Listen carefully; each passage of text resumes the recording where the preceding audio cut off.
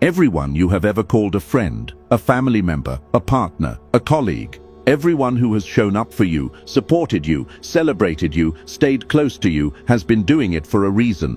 Not the reason you think. Not because of who you are, because of what you provide.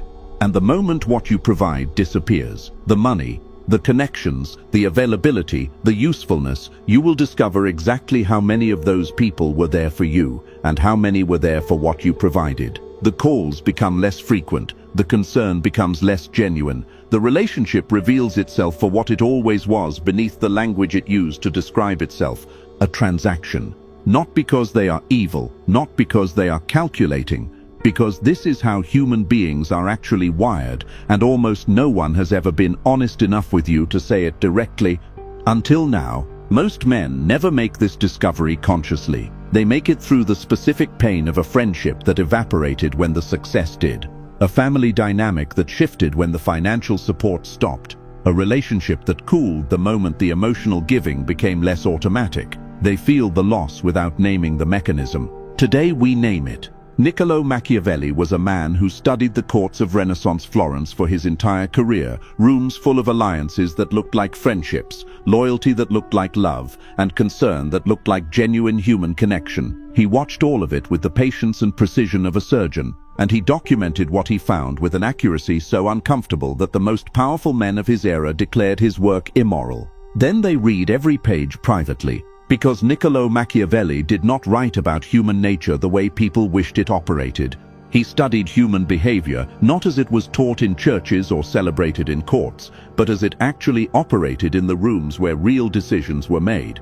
What he documented about why people attach, why they remain, and why they leave was so precisely accurate about the transactional engine underneath every human relationship that the Catholic Church placed his work on the index of forbidden books for over 2 centuries. They did not ban it because it was immoral. They banned it because it was a mirror.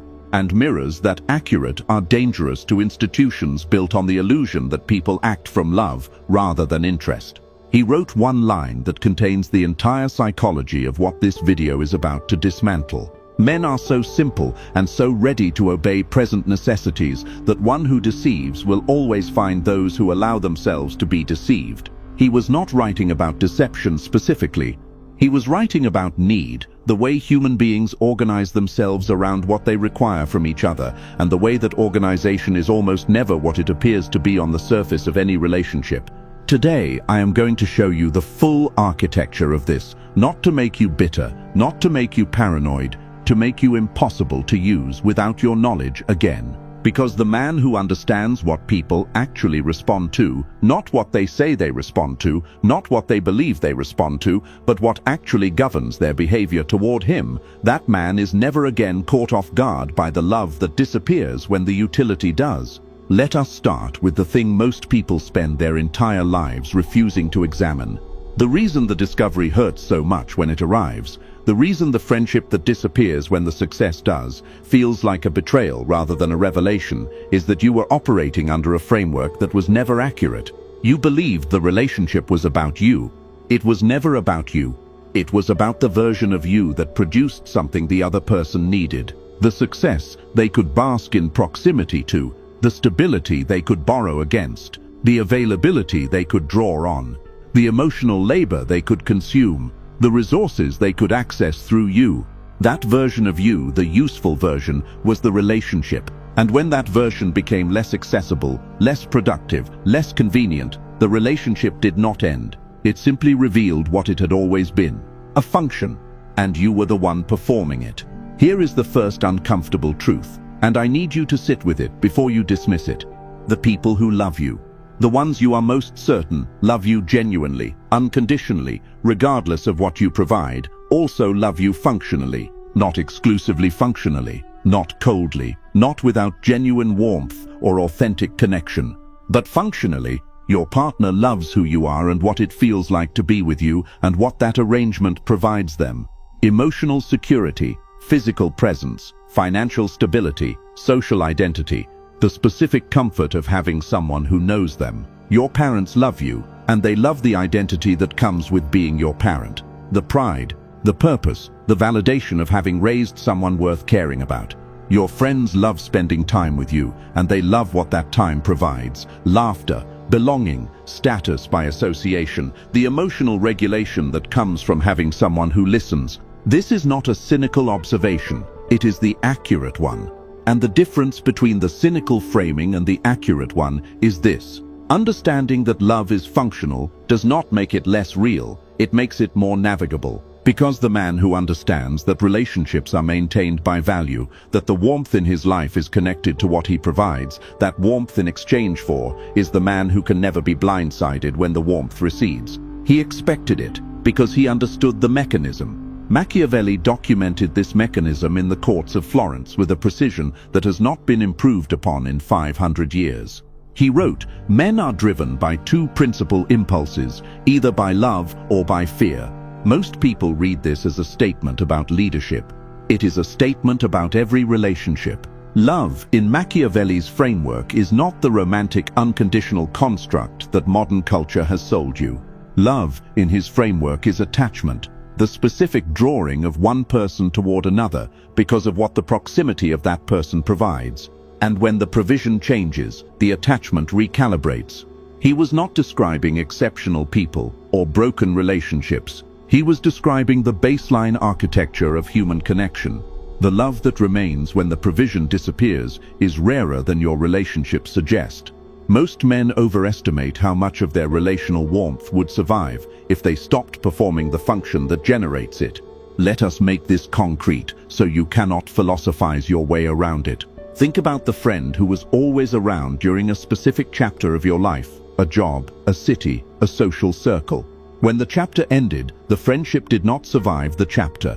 Not because anything went wrong, because the friendship was native to the conditions that sustained it, and when the conditions changed, the friendship followed the conditions rather than following you. You called it drifting apart. It was not drifting, it was conclusion. The function that sustained the proximity had ended. The proximity ended with it, naturally, without malice, without anyone making a decision. The relationship was always a product of conditions. You thought it was a product of genuine connection. The conditions changed. The relationship told you which one it was. Or think about the family member who was warm and present and available when you were struggling, when you needed help, when you were in a position that made your dependence on them meaningful, when their help made them feel important and useful and needed. And then you succeeded. You became self-sufficient. You no longer needed the help. And the warmth shifted. Not to hostility, just to something cooler, something less available, something that required more effort to access than it did when you were the one who needed something. You thought the shift was about them changing. It was about you changing, specifically about what you provided changing. When you needed them, your need was a form of provision. It provided them with purpose, relevance, the identity of the person who helps. When you stopped needing them, you removed that provision. The warmth that the provision generated receded with it. This is called instrumental relationship theory in social psychology, the framework that describes how individuals form, maintain, and dissolve relationships based on the instrumental value each party provides to the other. Not as a cynical calculation, but as an unconscious biological mechanism that predates language, predates culture, predates every social norm ever constructed around the concept of genuine friendship. In ancestral environments, relationships were survival mechanisms.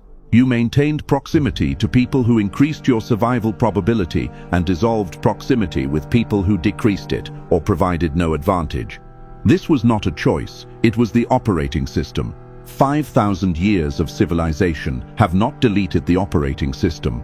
They have simply installed a graphical interface over it, one that uses words like love and loyalty and genuine care, while the original code continues running underneath. Every relationship you have ever had has been governed by this code. The ones that lasted were the ones where the instrumental exchange was mutual, consistent, and sufficiently valuable to both parties that the relationship remained the most efficient way to access what both people needed. The ones that ended were the ones where the exchange became imbalanced, where one party was providing more than they were receiving, or where the provision of one party became less necessary to the other. You called the imbalanced ones painful. You called the concluded ones mysterious. They were neither. They were simply the operating system running its standard program. Now let us talk about the specific pattern that destroys the most men in this niche, and they never see it coming because it arrives disguised as something virtuous. The overgiver. The man who provides so much, so consistently, so automatically that the people around him stop registering the provision and begin registering it as baseline, not extraordinary. Baseline. And baseline has no value. You do not appreciate oxygen until it is removed. You do not notice the floor until it disappears. You do not recognize the value of what has always been there until the moment it is gone. The man who overgives trains the people around him to expect without appreciating, to consume without accounting, to receive without registering the cost to the provider. And then, one day, the man stops. Not completely, just slightly. He is tired. He is building something. He is occupied with his own life. For the first time in a while, he reduces his provision by 20%. And the people around him react as if he has removed everything. Not because he has removed everything, because everything was the baseline, and baselines do not generate gratitude when present, only resentment when absent. This is called hedonic adaptation in relational contexts, the process by which consistent provision becomes invisible to the recipient.